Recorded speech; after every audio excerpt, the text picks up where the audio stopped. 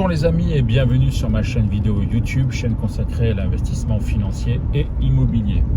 Vous le savez, désormais chaque semaine, le dimanche 11h, publication de votre vidéo patrimoniale. Vidéo qui trouve sa source dans les rencontres, dans les questionnements, les interrogations, les objectifs d'investissement pour lesquels mes clients me sollicitent dans le cadre de mon activité de conseiller en gestion de patrimoine. Donc c'est un retour d'expérience que je vous livre chaque semaine et qui, j'espère, vous permet d'affiner votre réflexion, vos connaissances. Il n'y a pas de meilleur client que celui qui en sait presque autant que moi, cela dit en passant. Voilà. Cette semaine, nous allons aborder la déclaration auprès des impôts des revenus issus des locations meublées et du fameux statut loueur meublé non professionnel. Je vais revenir sur ce dossier parce que c'est un sujet d'importance et on va examiner d'abord, dans un premier temps, quelles sont les locations meublées dont nous parlons aujourd'hui, puisque les locations meublées, en fait, c'est très vaste. Donc on va identifier ce premier point. Deuxième point, nous allons faire le distinguo entre le statut loueur meublé non professionnel et professionnel. En troisième point, je reviendrai sur le facteur clé de succès du statut loueur meublé non professionnel, qui est l'amortissement comptable. On travaillera sur ce point-là. Enfin, un exemple chiffré, vos 1000 explications. Donc, je vous produirai un exemple très simple qui vous permettra de toucher du doigt les différences en termes de fiscalité selon qu'on utilise le mode forfaitaire ou le mode réel, encore une fois. Voilà, dans tous les cas, n'hésitez pas à me contacter, vous avez mes coordonnées ci-dessous. Moi, je dirige le cabinet de gestion de patrimoine Pradmillan-Capitane depuis 5 ans, j'en suis le dirigeant fondateur. Je suis basé à Montpellier et j'interviens sur toute la France. Et j'ai plaisir à vous recevoir chaque semaine pour ces nouvelles vidéos. Profitez, enjoy et je vous dis à bientôt. Au revoir.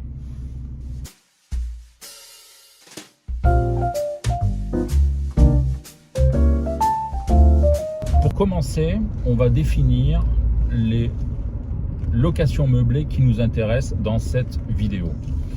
Ça veut dire qu'on va travailler sur les locations meublées à titre de résidence principale. Ceci va exclure de facto tout ce qui est location meublée saisonnière, puisque en fait on est sur des locations inférieures à 90 jours. Et tout ce qui est meublé de tourisme, chambre d'hôte et gîte. Voilà. Le meublé, c'est 90% réalisé sur la base de contrats de bail meublés, avec une liste de 11 mobiliers qu'il faut absolument fournir aux locataires, mais on élimine tout ce que j'ai indiqué précédemment. Le second point important, c'est qu'on va éliminer également les formes sociétaires. Pourquoi ? Parce que la fiscalité se traite différemment et ce n'est pas l'objet de cette vidéo. Donc on va éliminer les deux formes principales qu'on peut utiliser dans la location meublée. La première, c'est la société civile à prépondérance immobilière, nécessairement à l'impôt sur les sociétés lorsqu'on réalise de la location meublée, qui est un régime vraiment spécifique, ainsi que la SARL de famille pour d'autres raisons, mais dans tous les cas, les régimes sociétaires, je préfère les examiner sur une autre vidéo.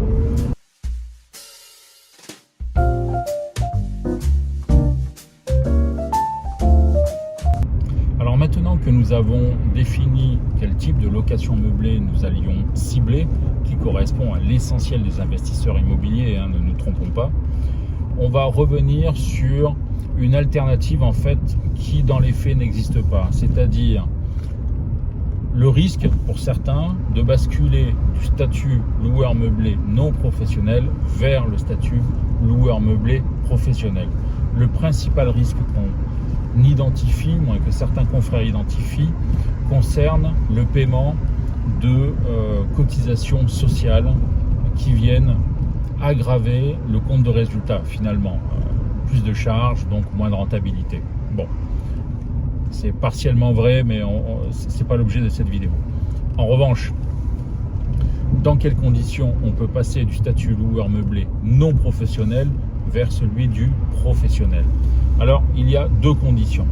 La première de ces deux conditions est de réaliser un minimum de 23 000 euros de chiffre d'affaires annuel, c'est-à-dire obtenir plus de 23 000 euros de loyer perçu sur l'année en location meublée, ce qui à l'échelle de Montpellier correspond, pour faire très simple, à 3 voire 4, plutôt même 4 studios, puisqu'un studio se loue en moyenne 450-500 euros par mois. Donc vous voyez bien que il faut en avoir déjà quelques-uns pour atteindre les 23 000 euros de loyer annuel. Mais ça, ce n'est que la première étape. La seconde étape, c'est que les loyers issus des locations meublées soient supérieurs au montant des autres revenus du foyer fiscal. Ça veut dire que si l'on prend une famille qui a, comme mes clients, un revenu entre 60 et 100 000 euros, on va dire, on va prendre une fourchette assez large, un couple qui perçoit entre 60 et 100 000 euros, ça veut dire qu'il faut qu'il fasse plus en revenu de la location meublée que 60 à 100 000 euros. Donc si vous voulez, ça ne concerne quasiment personne. Donc on va écarter immédiatement cette hypothèse de travail également. Le statut qui nous intéresse et qui correspond à 99% des propriétaires bailleurs dans la location meublée, c'est le statut loueur meublé non professionnel.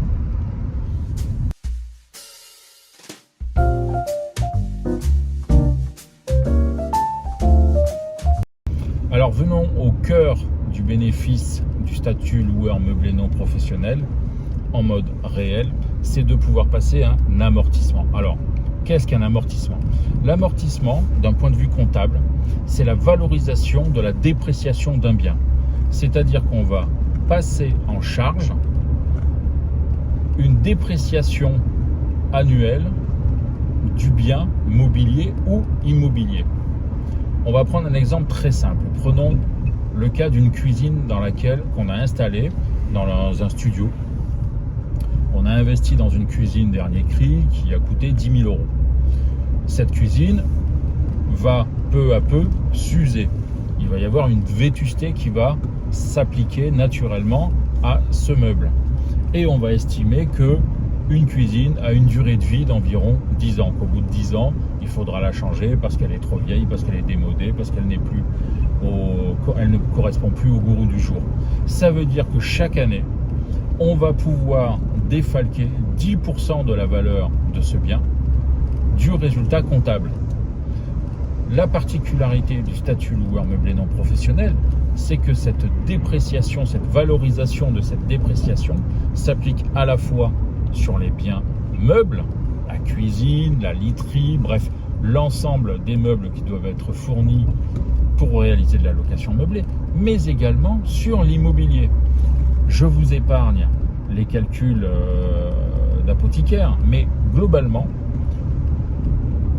la dépréciation valorisée comptablement s'élève à 2,5 à 3% de la valeur du bien immobilier. 2,5 à 3%. Ça veut dire quoi? Ça veut dire que lorsque vous avez un bien avec un rendement locatif de 6% et que rien que sur l'amortissement, vous passez 3% en charge, vous êtes mécaniquement passé de 6 à 3% en termes de bénéfices imposables. Vous n'avez pas encore passé à ce stade-là les intérêts d'emprunt, la taxe foncière, les différentes assurances et ainsi de suite. Donc vous vous rendez compte que à minima, cet amortissement va diminuer massivement la base taxable et au maximum va neutraliser l'intégralité de toute fiscalité, puisqu'on va avoir un revenu imposable nul, voire négatif. Voilà l'intérêt de l'amortissement. Second point quand même très important, c'est que lorsqu'on parle d'amortissement et qu'on vient diminuer la base taxable, on ne parle pas de décaissement. Il n'y a pas eu d'argent qui est sorti. La cuisine qu'on a achetée, elle a été payée le jour où on l'a installée, mais l'amortissement a lieu année après année. Mais les 10% qui sont amortis annuellement, ne sont pas décaissés. Donc, sur le plan du cash flow, c'est-à-dire, je vous le rappelle, des flux de trésorerie, il y a à la fois une constatation d'une minoration, mais sans décaissement d'argent. C'est toute la magie du système.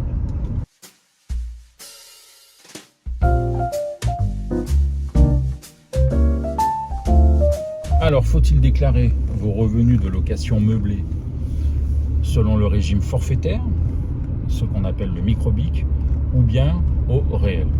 Alors, premier constat, premier rappel, c'est que la notion d'amortissement, qu'on a vu précédemment, ne peut s'appliquer qu'au régime réel.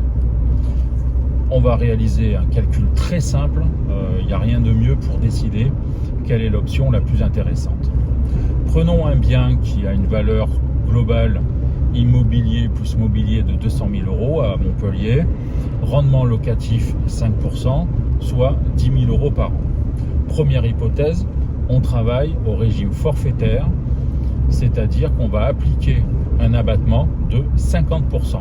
Je rappelle qu'en matière de location nue, l'option microfoncier est de seulement 30%. Ici, c'est de 50% avec un plafond de 77 000 euros par an.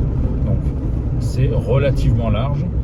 Et donc, si on applique un abattement de 50%, on a un loyer annuel de 10 000 euros, on a un abattement de 5 000. Sur ces 5 000, qui est la base imposable, je le rappelle, je le dis, je le redis, on a une double fiscalité, tranche marginale d'imposition plus CSG. Pour l'immense majorité des gens, ça représente 47,20% de fiscalité, 47,20% sur 5 000 euros. Faites le calcul, vous êtes à peu près à quasiment 2 400 euros de fiscalité. Vous ne vous occupez de rien, vous enregistrez simplement le loyer annuel de 10 000 euros. L'administration fiscale, dans sa bonté et sa performance, vous calculera automatiquement votre impôt sur le revenu et la CSG pour près de 2 400 euros. Ça, c'est la base. Maintenant, examinons en mode réel la situation. On a toujours nos 10 000 euros de revenus annuels. Et pour simplifier le calcul à l'extrême et reprendre ce qu'on vient de dire sur l'amortissement, on va y passer un amortissement de l'ordre de 3%. Ça veut dire qu'on va défalquer automatiquement 3% de 200 000 euros sur les revenus annuels. 3% de 200 000 euros, c'est 6 000 euros. 6 000 euros moins 10 000, base imposable avant d'avoir passé vraiment les charges, intérêt d'emprunt, assurance, taxe foncière, syndic, éventuellement agence immobilière, tous ces éléments, vous êtes déjà plus qu'à 4 000 euros. Qu'est-ce que ça veut dire?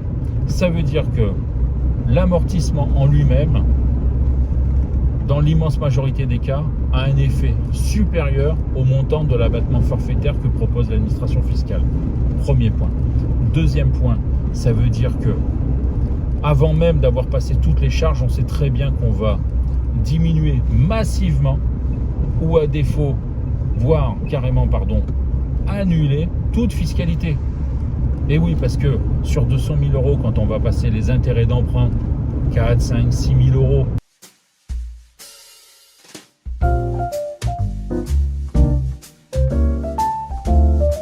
dire en termes de conclusion, la première chose, c'est que les revenus les revenus locatifs issus de la location meublée sont fiscalement beaucoup moins imposés que les revenus issus de la location nue.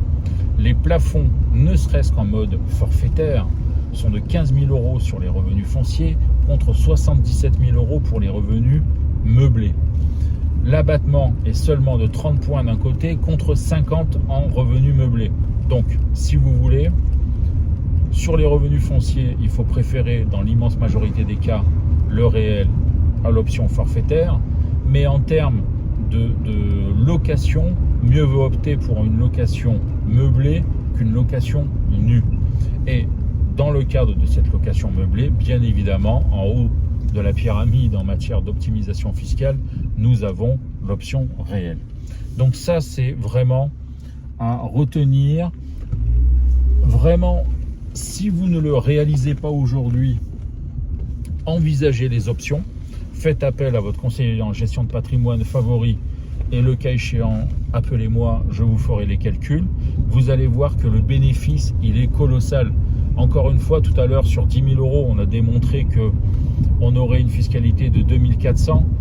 La durée de détention d'un bien immobilier en France, c'est une moyenne de 8 à 10 ans. 2400 euros pendant 10 ans, c'est 24 000 euros d'économie potentielle si vous utilisez les bons outils. Donc, ça se réfléchit vraiment très sérieusement. J'espère que cette vidéo vous a plu. C'est un travail de longue haleine que de réaliser ces vidéos patrimoniales hebdomadaires. Alors, 3 choses qui me font plaisir, qui me tiennent à cœur. La première, c'est que si vous avez apprécié le job, un pouce, c'est formidable, ça m'encourage. Deuxième chose, apporter des critiques, des commentaires, des suggestions dans les commentaires ci-dessous, c'est toujours très intéressant pour vous comme pour la communauté. Et enfin, vous abonner à ma chaîne parce que d'ici quelques temps, vous pourrez bénéficier d'avantages exclusifs et d'offres vraiment très spécifiques. Voilà. J'ai été ravi de vous voir à nouveau cette semaine. Je vous dis à dimanche prochain, 11 h, pour une nouvelle vidéo patrimoniale. Peace.